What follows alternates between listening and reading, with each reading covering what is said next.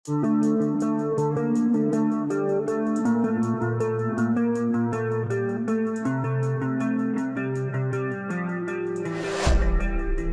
hey hey, hola Indomax Indo Magazines. Oke, 3 berita yang cukup panas.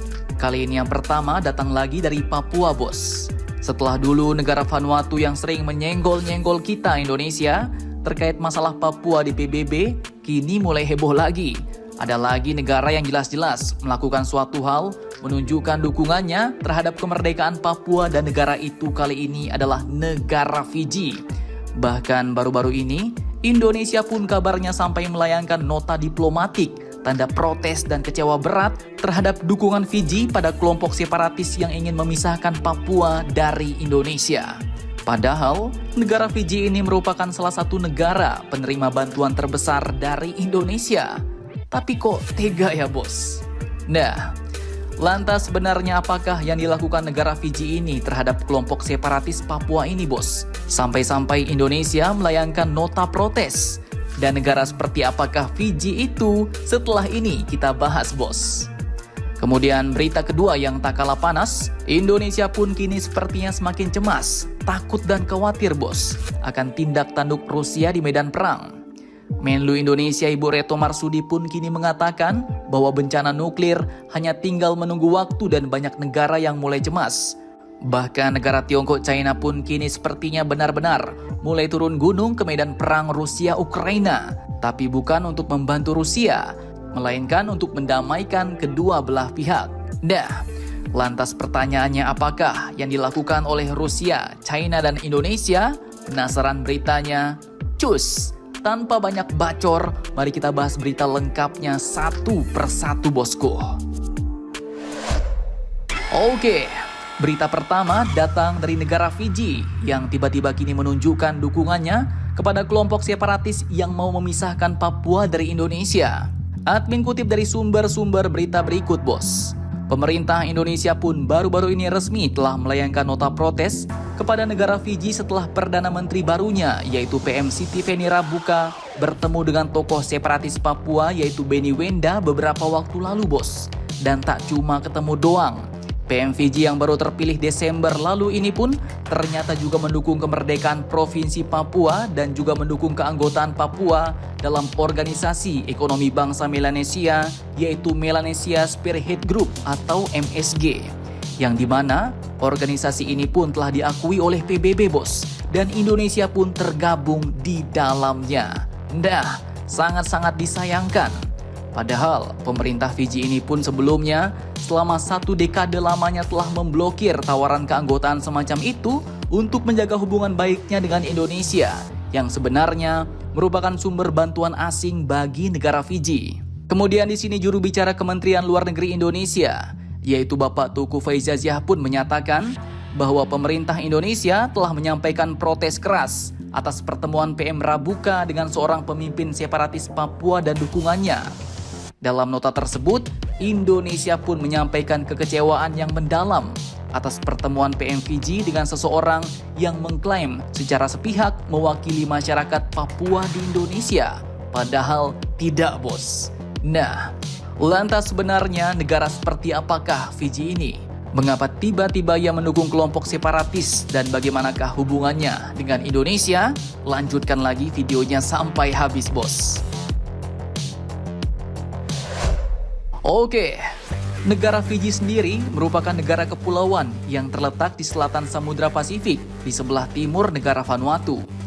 Negara ini pun merupakan negara Melanesia dan satu geng dengan negara-negara seperti Vanuatu, Kepulauan Salomon, dan lain-lain. Selama ini ya hubungannya dengan Indonesia cukup baik, dan negara Fiji ini pun disebut merupakan salah satu negara penerima bantuan Indonesia terbesar di Pasifik bersama dengan Papua Nugini, bos. Bahkan baru-baru ini, Indonesia pun diketahui telah mendanai pembangunan kembali 2 asrama sekolah senilai 1,9 juta US dollar atau setara dengan 29 miliar rupiah setelah siklon tropis menghancurkan negara itu, bos. Nah, kemudian ketika baru-baru ini, PM baru negara Fiji yaitu PM Siti Feni Rabuka menggantikan pemerintahan mantan Perdana Menteri Frank Bainimarama yang telah berkuasa selama 16 tahun lamanya, negara Fiji ini pun tiba-tiba melunjak lagi bos. Dengan tidak menghargai sama sekali kedaulatan Indonesia, di Twitter pun ia mengatakan bahwa ia akan mendukung United Liberation Movement for West Papua yang diketuai oleh Benny Wenda. Karena mereka orang Melanesia, ujar PM baru negara Fiji ini bos. Dan pertemuan ini pun benar-benar dilakukan olehnya saat pertemuan puncak para pemimpin Kepulauan Pasifik di kota Fiji, Nadi pada pekan lalu. Cukup amsyong nih bos. Oke, kemudian berita kedua yang cukup panas. Kali ini datang dari Indonesia yang sepertinya benar-benar cemas akan tindak tanduk Rusia dalam medan perang Ukraina Eropa kali ini bos. Admin kutip dari sumber-sumber berita berikut. Menteri Luar Negeri Indonesia yaitu Ibu Retno Marsudi pun baru-baru ini menanggapi keputusan Rusia yang menangguhkan partisipasinya dalam kesepakatan nuklir dengan Amerika Serikat yaitu perjanjian New START pada pekan lalu bos. Menlu Indonesia ini pun mengatakan bahwa kini banyak negara yang cemas kemungkinan Rusia bakal menggunakan senjata nuklir di Ukraina. Dan oleh karena itulah Menlu Indonesia ini pun menegaskan kembali segera dilakukannya perlucutan senjata nuklir oleh PBB dan dunia. Bahkan kini China pun menyebut bahwa perang sudah berada di luar kendali bos. Dan akhirnya turun gunung juga ke medan laga untuk mendamaikan kedua belah pihak. China pun kini disebut telah mengajukan proposal perdamaian langsung kepada Rusia dan Ukraina dengan berisi 12 poin gagasan perdamaian. Dalam 12 poin itu China pun mendesak alias meminta kedua belah pihak untuk mengikuti aturan mainnya, yaitu mulai dari yang pertama, hormati kedaulatan semua negara. Kedua, menghapus mentalitas perang dingin, melakukan gencatan senjata, melanjutkan dialog damai, menyelesaikan krisis kemanusiaan, melindungi warga sipil dan tawanan perang, melindungi pembangkit listrik tenaga nuklir, kemudian jangan menggunakan senjata nuklir, memfasilitasi pengiriman bahan pangan, berhenti untuk menjatuhkan sanksi, menjaga stabilitas rantai ekonomi, dan terakhir melakukan resolusi pasca konflik.